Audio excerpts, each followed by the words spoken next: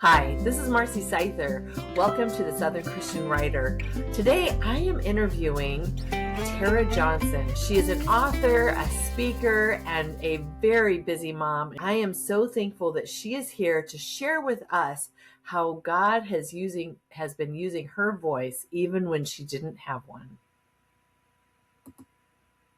With all that has happened with your family and with Todd, and so many people praying for your family, praying for Todd, praying for your journey, and just seeing how the Lord has sustained you as well as Todd, and just the graciousness that he's had and the answer to so many prayers. It feels like a celebration for me, like, yay, this is perfect. Yes. We've been traveling through the storm, and now we are slightly through the, halfway point. I feel like we can see the light, the clouds breaking in the distance, and I pray that it stays that way. But yeah, it's God is just so faithful and so good, and I'm just so thankful for all the prayers and the texts and the well wishes. I was told there are churches in Ireland and New Zealand praying for my husband and have been since October. So God is he's been so kind through everything. Yeah, well, I was just reading through your bio, your website, and one of the things that kind of stuck out to me was when you were talking about all of the historical people that you loved so much, like that you were just so captivated. And first of all, I did watch Gone with the Wind, but it was actually not my favorite. So long. It's like, when is this over? Yeah. So, and then the fact that it bumped the Wizard of Oz for all the Academy Awards, I think kind of gave it left a bad taste in my mouth. But anyway, Well, the Wizard of Oz is the GOAT. I mean, there's nothing that's going to beat the Wizard of Oz, in my opinion. The yeah, Wizard of Oz is up there yeah. for sure. But one of the things that you said was, as far as like all the characters of our history, and that is my favorite topic, is history. I love Mhm. history. In school, I stunk at everything else, but I did love history. And you had said this: we all battle the same, um, the same thing, and have tendencies, the same junk. I can't read my own writing. Battle the same junk, and have to decide whether to fight or cave, run Mhm. or stand, cry or smile. That is what great characters do. How long ago did you write that? And then now to be standing or sitting where you're at and just be able to Mhm. say, yes, those, yes, and yes, God's hands are strong enough to hold the things we put into them. And we do have that choice to fight or to cave, and what it means to stand firm in the Lord. How did that impact your kids? Wow, I don't know that am a strong person. Any strength in me or any goodness is all God. But I've always told them, because, and some of it's being a Gen Xer. We're raised on hose water and neglect. That's the thing that we're supposed to be. We're tough No kids, and then we have. slides, no slides at the park. That's right. That's right. We could go down those super hot slides in the middle of the summer with shorts on, and we'd see sparks coming off of our legs. And we're like, do it again. Let's do it again. Let's go have fun. Nothing really phased us childhood wise. And then here comes the next generation, and it's not all of them, but some of them tend to, be a little. I call it milk toasty. They're like, whiny. No, suck it up. You can do this. But when they saw my husband's diagnosis, and that you just have to literally, it's not you picking yourself up, it's letting God hold you and not caving into despair. If our peace is based on our current circumstances, that's not peace. It's happiness in the moment. Your strength has to come from something other than your circumstances. And what I told my oldest daughter, I think they've been kind of shocked and amazed. My oldest one has really verbalized it a lot more than the other three have. But she was like, Mom, you're okay. And I said, I am okay. And that's God's peace inside of you. But I said, what you have to understand is that despair, it's fear, and you have to measure the size of your obstacle against the size of your God. God has never once let us down, ever. Ever. Now we mess ourselves up. We rely too much on our feelings and our emotions. But I told her, I said, I'm really not as worried about God taking me out of the circumstance as I am about him molding me into the image of his son through it. And that, if I can keep that forefront in my brain, it really does help.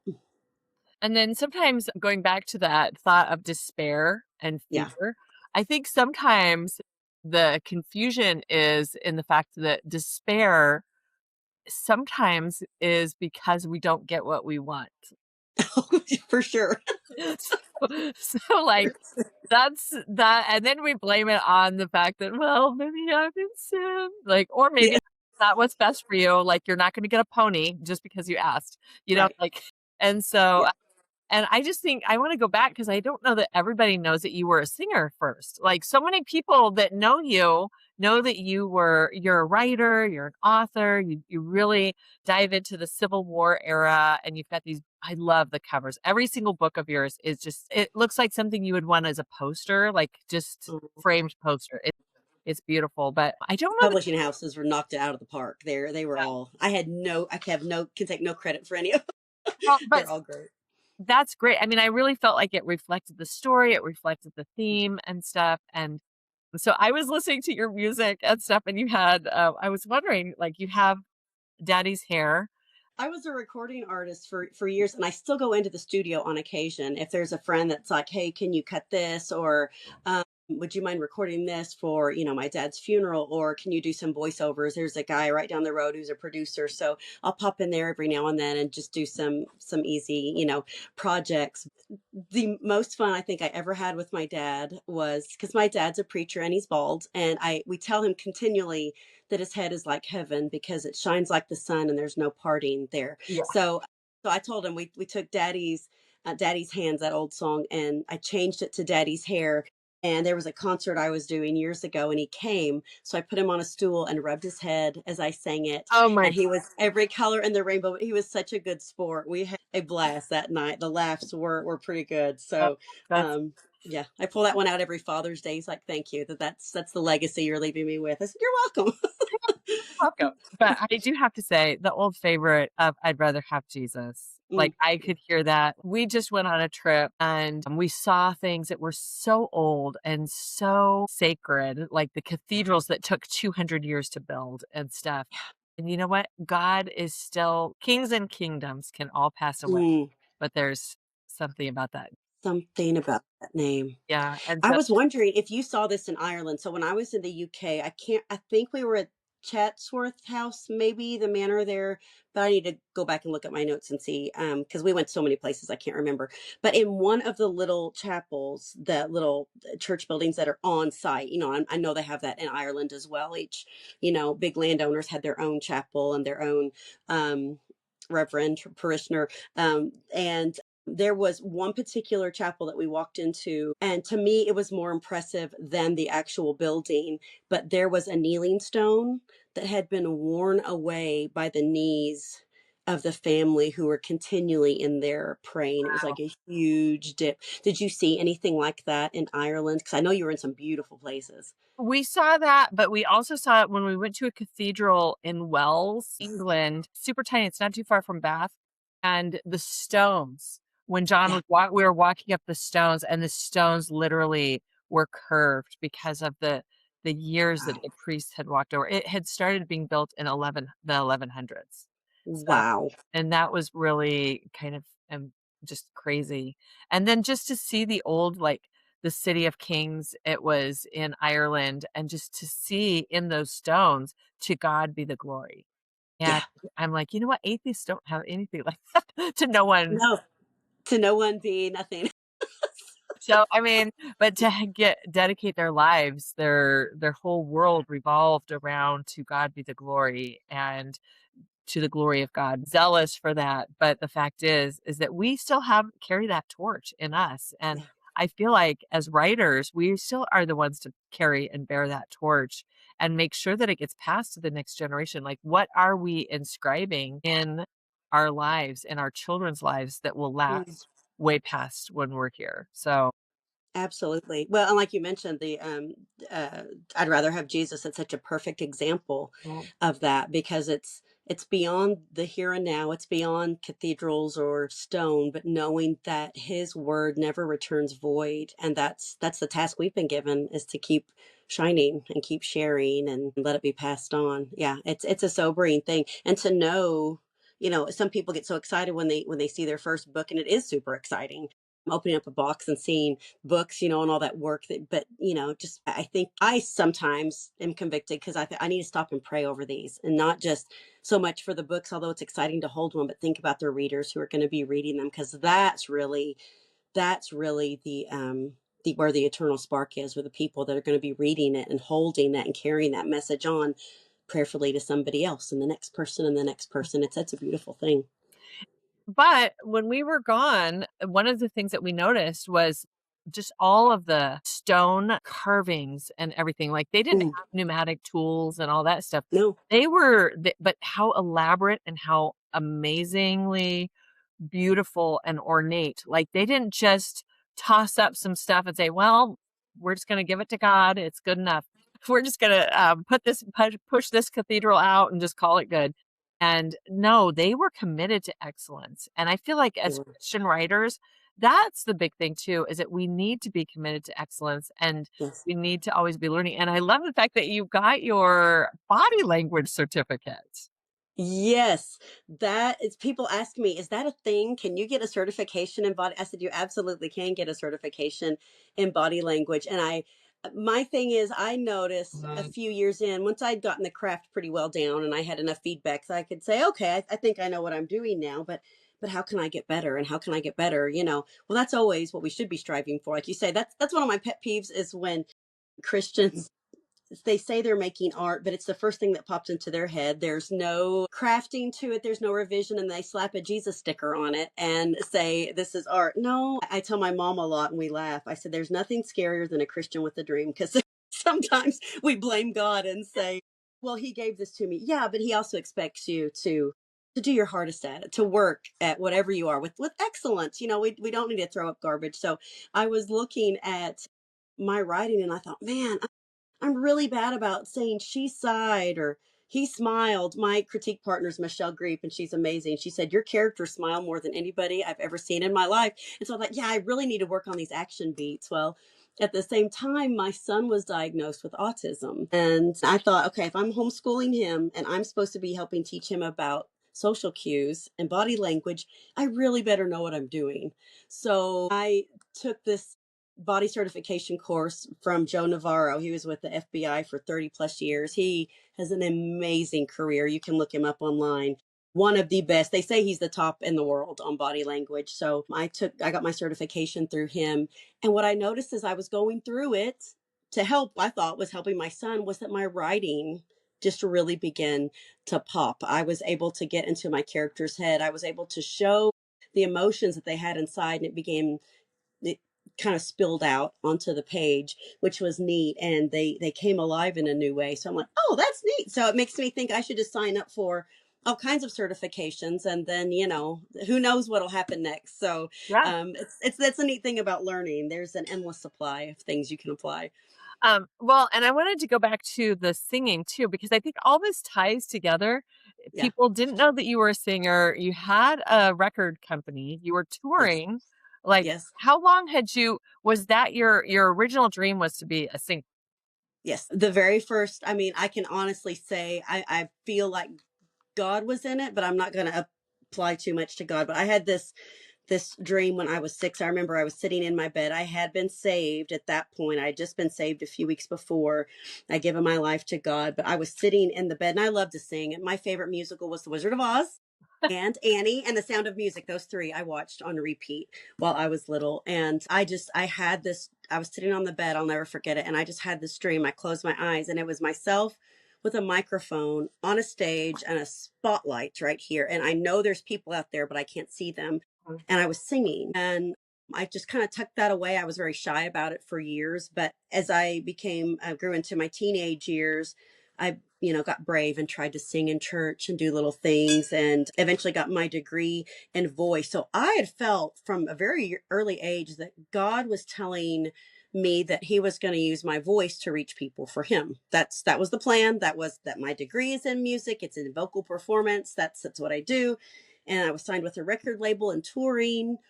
And then in the near, I think after about 10, 11 years of touring, I was diagnosed with gastroparesis, where your stomach doesn't pump. It basically means your stomach's paralyzed. And for some people, that's a result of diabetes. For me, they said, you should have diabetes. I said, I'm sorry, I don't. They kept testing me and I don't have it, but they couldn't figure out why. One of the side effects is it gives you really severe reflux and larynx spasms. And so if I book to sing, I would never know from song to song if my voice was going to seize up, if, and it really began to deteriorate quickly on especially how much I could sing. I to this day I can sing 2 or 3 songs with no problem. After that, I need a little break, you know. So if you're booking hour and a half shows, you're pretty well wasted after, 30 minutes of singing and speaking. So I was very confused and I was like, God, I don't know what you're doing. This is not the plan. So I began thinking, oh, I'm like Job. Satan's oppressing me. Or, I was going through all these different scenarios and really getting in my own head about it. And so I began writing. The people I would usually connect with at church concerts or women's concerts and ministries and different things, I began writing blogs and really enjoyed it. And I noticed after a while, I was getting more response from the blogs than I was when I would go tour. Because you go into a place and, you're usually in and out within 2 hours. You meet people, you might have some really neat connections, but you don't have anything else to leave them with other than the words you said or what you sang to them. So, but I was getting lots of response from these blogs, and I've always been an avid reader, especially of Christian fiction. I cut my teeth on Lori Wick in particular. Mm. So, growing up, and my husband said, you do all this writing, maybe you should like check into like writing Christian fiction. I'm like, I'm not a Christian fiction writer. I'm a singer. And I kept arguing with him. And he said, well, there's that conference Julie Lessman was telling you about, because I'd sent her an email and said, I love your books. And she was like, hey, you should come, meet me sometime at ACFW or whatever. That's all she really said. And I mentioned to my husband, he said, you need to go. And I said, oh, it's expensive to go to writers conference sometimes. And he was like, no, just go. And if it's not a good fit, then we'll know. And I was like, okay. So he talked me into it. I was super scared, had no idea, didn't know nobody in Christian fiction, nobody. And I was looking for Julie, praying I would at least have one person I would connect to. And the very first class, I thought, why am I in class? I'm a singer, I'm not a writer. And I was in class and it was about author's voice. And the instructor said, the neat thing about the way we craft words is that it's unique for everybody. You have a unique voice that God has given you and nobody else. And it's like God hit me upside the head. And he said, Tara, you can have a voice and still not have a voice. I'm doing a new thing. Just believe me. So I was like, okay. You So I cried. soaked Did you in. start to cry at that point? Oh yeah. I was just like, okay, okay. And I do love to learn. But yeah, from that point on, I thought, okay, I'm going to try to embrace this. And I have no idea what I'm doing. I wrote my first novel and thought it was brilliant. Looking back, it was horrible. And I think I submitted it to judging, and the judge said, yeah, you might want to consider being a door greeter at Walmart. So, well, this apparently is not for me. So, but I closed it for a while and then thought about it and thought, I really did like writing though. Mhm. So if this is something new where I can have a voice, even if my singing voice isn't working, I'm just going to have fun and I'm just going to enjoy it. And so I signed up for another conference and another and got all the craft books. And I told myself for every fourth fiction book I read, I have to read a craft book. So that's how I made, and I would just apply one new technique every time that I learned something. Mhm. And after a few years, it all just started clicking, and I've met a lot of writers that don't want to learn the craft. And I'm like, well, you wouldn't trust a plumber who never you know, learned plumbing. You wouldn't trust an electrician who hadn't gone to school and learned how to wire things. It's the same with writing. We have to just dig in and learn. But it was really fun looking back to see how God just orchestrated all of that, despite my stupidity and my naivete, and but just being willing to say, okay, let's just try it. Let's have fun with it and see what happens. I think you hear that more often than you don't, as far as, like, Yeah. people who said, "I never thought I would be a writer." It's Yeah. just that Lord, I think he uses the least equipped people to do his work. Some people always were writers. They're always going to be Yes. writers. They were avid readers. They always wanted to be in the writing industry. But so many more times I hear of people the same as you, same as me, like Mhm. least likely to ever write anything for publication. I cut Yes. my teeth on Mad magazines, and I was yeah, so I did not read as a I remember even when John and I moved to Minnesota, and we had 3 kids by that time, and I remember my year goal is like, "This year, I'm actually gonna read a book." I'm So good and funny. I might even read 3. I think I had a 3-book thing. It was one of those things where if you signed up for a book club, then you got a free book bag. Oh yeah. The bag's the main point. Yes, and so it's like, "I think I can do it. I think I can do it. I can give away." You've written more than you used to read in a year. But I still write more articles. I still love Yeah. article writing and article reading. You're so good And, at it. You're um, so good at it. I think I'm an immediate gratification junkie. Like, books take so long. Well, But my thing is too, it depends on the season because my ADHD is getting worse as I get older. I've heard that goes along with perimenopause and hormone oh, changes.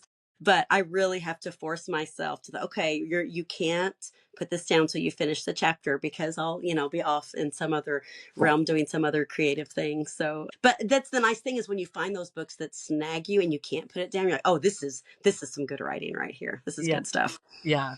And then also the different genres too. You know, Yeah. some people have different genre preferences and stuff like that. So I love it that you, though, have really pressed into that. And what caused you to really love the Civil War era?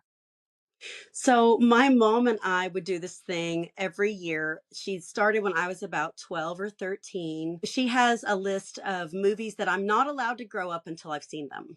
Now, she knew that I was hooked on all the musicals because, music nerd here. So I knew I can still quote every line of The Sound of Music, know every song. Wizard of Oz, the same thing. But she said, but there are just some that you cannot reach adulthood without seeing these, or I have failed as a mother. I was like, okay.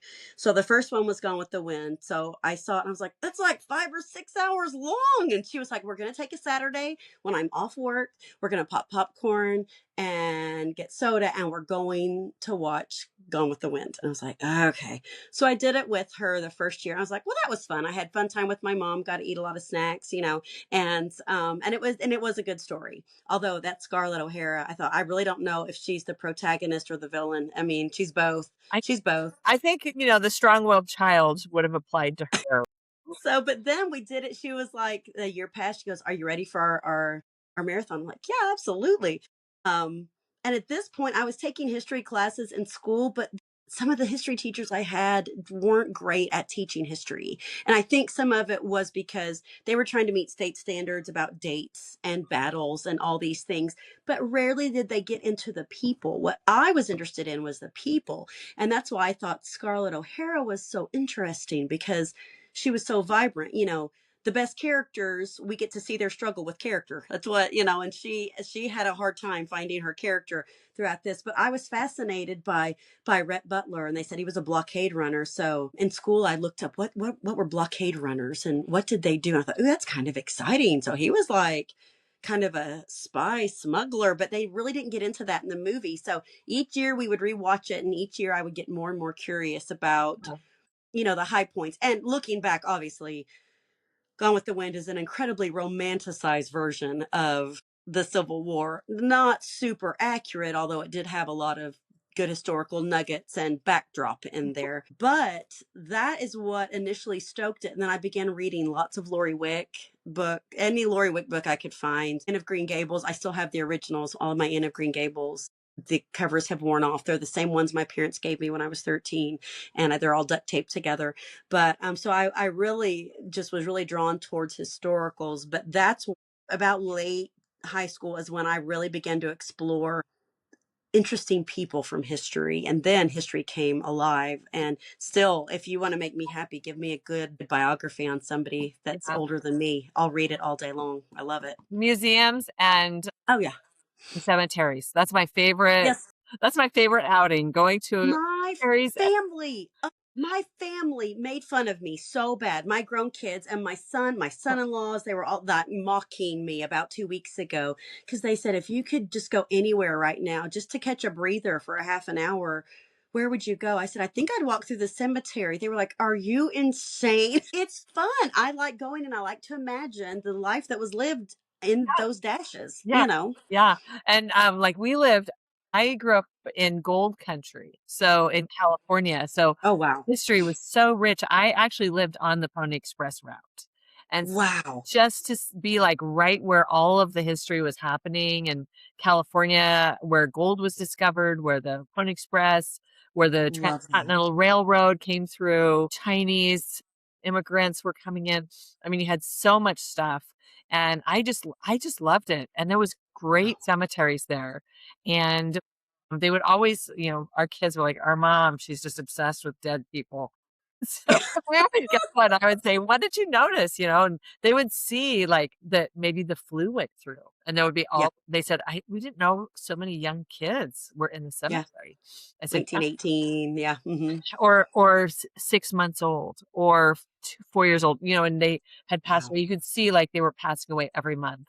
And Yes. so, the thing I noticed, though, from back then that really impacted me today and, was the fact that in a lot of those headstones, it would say, she was 42 years, 3 months, Mm, 14 days.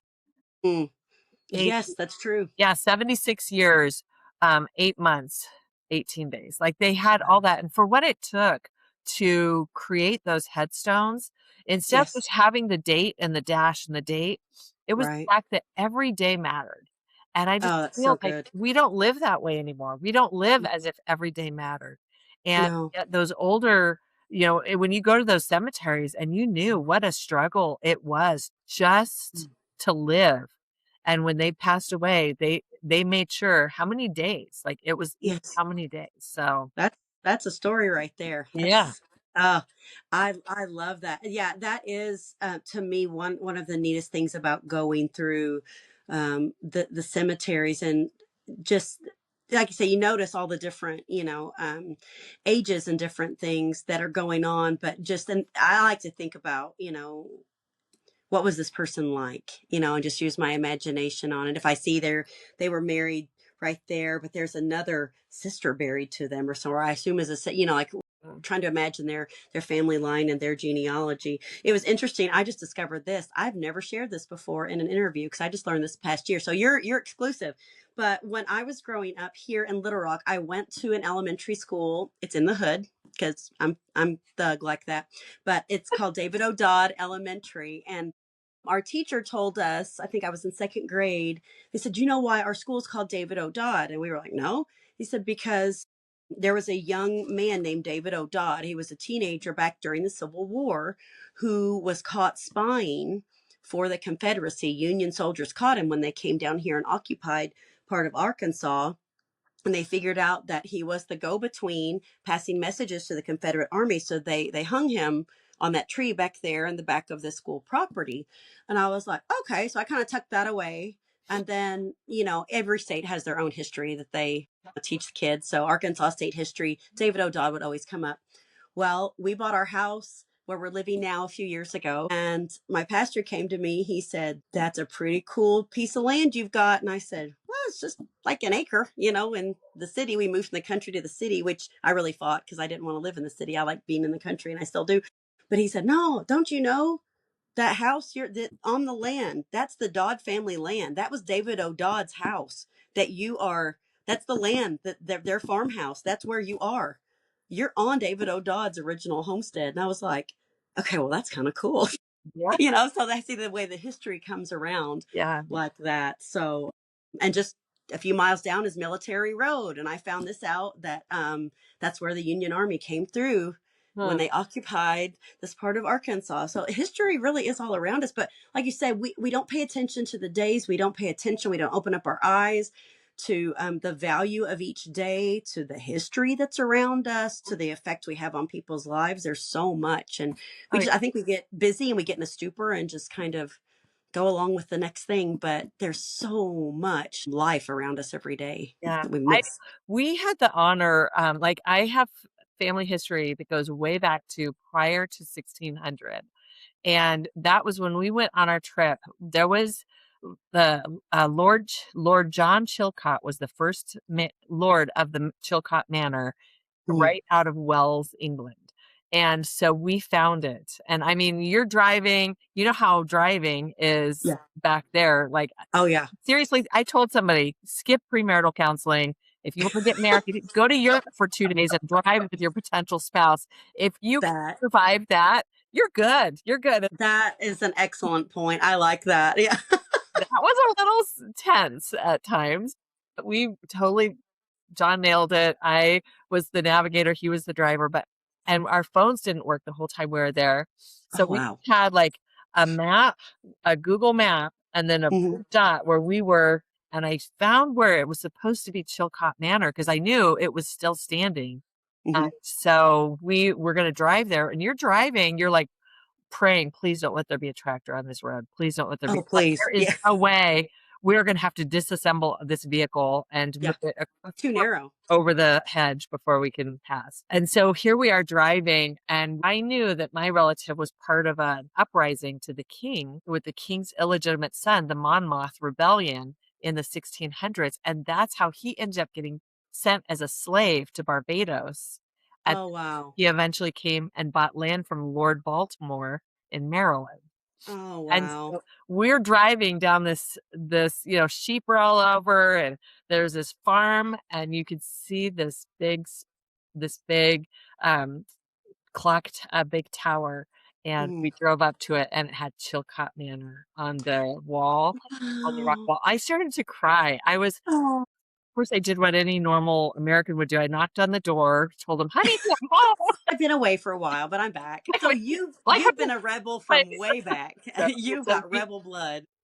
Yes, well, then they said, "Well, we're renting right now, but, we're right in the middle of a project, but feel free to take pictures on the outside." And I'd taken my drone, so I got some really good shots. Oh, that's so cool. And then they said, "You have to go to Wells Cathedral down in the town, and you could see it from the manor." And that was who he was like, a rebellion, like, what was that like to see Mm, something that you were like it was an antagonistic feeling, and yeah. so, anyway, to go down into the little town we're walking, and I was thinking, "What if it was the wrong Chilcots?" Like, there's gotta be more Mm. than one, and then on the sign, I saw Monmouth, Drive, and so Wow. on the cobbled stone, so when we got to the cathedral, I said, "Hey, what can you tell me about the Monmouth?" And he started telling me all about the rebellion, about the fact that so many of them had been publicly executed and the lucky ones were sent as slaves to Barbados. I mean, it was like it was so overwhelming, and the fact that Yeah. William Penn also went to that same spot, and my other Mm. side of my family were Quakers that were invited by William Penn to come to the New World because they were Oh, wow. pacifists, because they would be self-regulating. So to Yeah. have that converging of our family history right there and to have it be so real, I just Yeah. think is so important. It's overwhelming. It's overwhelming. You're like, look what God did through our family Yeah, line to and this moment. I think that it's so important for us to write down these things for our Mm. kids and for our grandkids. You're a grandmother, I'm a grandmother, and I just think of how many things that we don't share with our testimonies and the Yeah. value of sharing our family stories to the next generation because they can Google everything. Like you said, we kind Yeah. of grew up in the hot in the inner tubing on real Yeah. inner tubes. On cement, and we enjoyed it, and we Yeah. liked it. Yeah, double buckle. We knew what it meant to double buckle with your friends because you had 12 people in the Suburban. Yeah. Yes. Yeah, I don't think my brother and I wore seatbelts until we were teenagers because we were in the back of a pickup truck down Oh, country roads, yeah. and that was what everybody did back then. So, there's no big deal. We had a travel all, and then our sheep gave birth in the back of it. So, I mean, like, seriously, it's hard to look cool with a sheep in your family vehicle, but, you just get over it. So, you just You park should have just come to Arkansas. park Nobody would so have that judged. Or, any liquids will go out that way. but yeah, yeah. Well, you're right, and that's something I didn't think of until really this past year. But and with my husband being so sick and trying to pass away on us several times, it makes especially your children think about eternity and valuing different things. I'm going to let our other dog out now. There you go. They're both loud today. They both have their voice. But yeah, I would, it made my children really think about legacy. And both of my girls came to me in November. They said, not that this is the time to talk about it, but we've just been thinking about dad and you. And, we know there's a lot of family history, and you've kept old family recipes and handwritten by grandmothers and great grandmothers. And she said, sometime when all this is over, can we go through them with you? I was like, sure, absolutely. Well, I thought, no, I'm going to do one better than that. So for Christmas, part of their gift was I copied every single handwritten recipe and the stories that went with it that had been passed down to me, and bound them and gave them to them. Now, one of my daughters is super sentimental. The other one's very practical. So the practical one said, oh, I'm so glad I needed more recipe ideas because I'm tired of making spaghetti. The other one has it propped up in her kitchen, like on this little pedestal. And she said, Mom, every day I flip through it and I think about the stories that are in there and the handwritten notes from great grandma Fern, or, great great grandma Schmidt. And I think about how hard it must have been for them to do all this with no electricity. And I said it was just a neat way to connect their past. And one thing I told them, I said, now this is our families. This was passed down since 1700s. This is our Swiss family's egg bread recipe. And they were like, so it's really good. I said, oh, it's delicious. But our great great grandfather was in in the village in Switzerland. He was the baker of the town. And so he would even help. This is what I've been told, anyways. He would even help with proposals. He would put little slips of paper inside the bread loaves. So, the young men could, ask his sweetheart to marry him and things like that. And my daughter was like, there's a story in there. I said, oh, yeah, there's a story that needs to be told.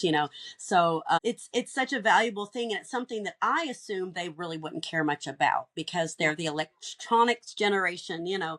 But no, when they're coming to me and saying I want to learn more, I'm like, oh, that's prime time. That's golden. You beg for those opportunities, and to just sit and chat and visit. It made it for a really nice Christmas that we could just sit and go through that and look and Yeah. and learn together. I actually did that with some of our recipes. I recreated them, so I had pictures of them, but then also the stories and the pictures and snips Love and that. rolls and stuff. And like me, when I was in 1965 was when I was born. So it had my grandmother. She had the huge hair, and it was up. And my grandma and me. It was on an Easter, and then it was the year that Joys of Jello cookbook came out. So I did a Jello recipe. Yeah, I remember that cookbook, The Joys of Jello. Boy, that's a 70s thing, isn't it? Oh, yeah. Well, it started in the 65 that one was from 1965, and just reading it, like, mayonnaise makes the Jello creamy, like and then the fact that everything was, like, in a like, they had all the bundt pans, they had the Jello molds, and so if Yes. you added tuna and celery to your lime Jello and then filled the center with potato salad, you had a complete meal.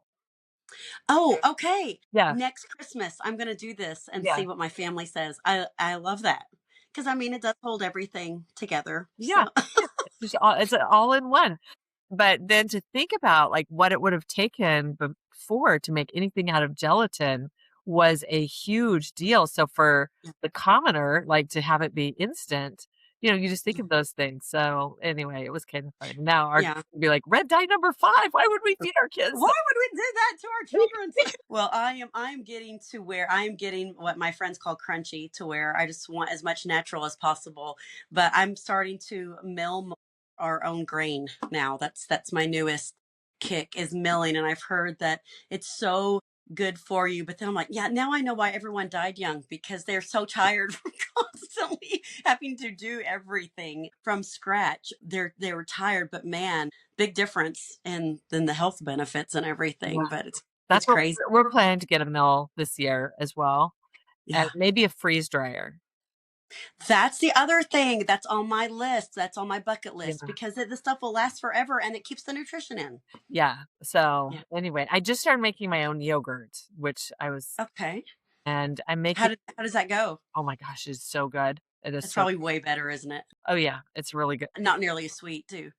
Well, you just make plain yogurt, and then you can add whatever you want. So Whatever you want to. Yeah. a little bit of even just, like, fresh blueberries and some granola on it, it's perfect. It's not Oh, so bitter, but it's amazing to me after you strain it, how much is wasted, like, what we're yeah. paying for. And Yeah. so and then today I'm making mozzarella cheese.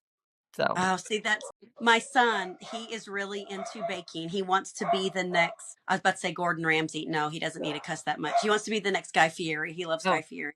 And so that is something that he's been like doing. Like, Mom, can you show me how to make, mozzarella cheese from scratch? I was like, if I could make it, yes. So I've been doing a lot of tutorials, and that's on our list. If we don't lose power from the ice storm coming, we're going to be doing a lot of baking and creating this weekend, yeah. and it's Well, good. It's fun. I'm making it today, so if it turns out, I will send you a link and just I would love that. yeah. I would love that. So what I'd like to tell him is, if he's getting on my nerves, here's some cream. Shake this for about 8 hours and make some butter for it. So Yeah. just there's always things you can do to make, Yeah. keep him busy. So when you're doing everything from scratch. So So, anyway, well, it's been great to talk with you. I am so excited about how Todd is doing. And so thank you so excited much. about the direction that the Lord what are you do you pick a word for the year? I do pick a word for the year. Yes, my word this year is restore. Hmm. Restore. He restores my soul. That's been because we're just so tired physically, emotionally, spiritually, feels strong in God, but and his health, my husband's health, we pray for God's restoration on his health, but there's so much you can do with restore. And I think about it's the way you restore, you know, antique furniture or, a broken dish or something. It's not instantaneous. It's steps, it's involved with it. So Yeah. being patient and letting him restore. So I thought that'd be a good one for this year. What about you? Do you have a word for the year? I do. It's intentional. Yeah. Oh, that's Intentional. So, and as far as like restore, I did a story for the newspaper on art restoration. And mm, it was somebody who was a certified art restoration person. And to learn about art restoration and the fact that you restore it with the same care that it was created with. yeah, And I just yes, think that that's when it says he restores my soul. It's not yeah, like he's taken a clump of clay and changed it into something totally different with a different process.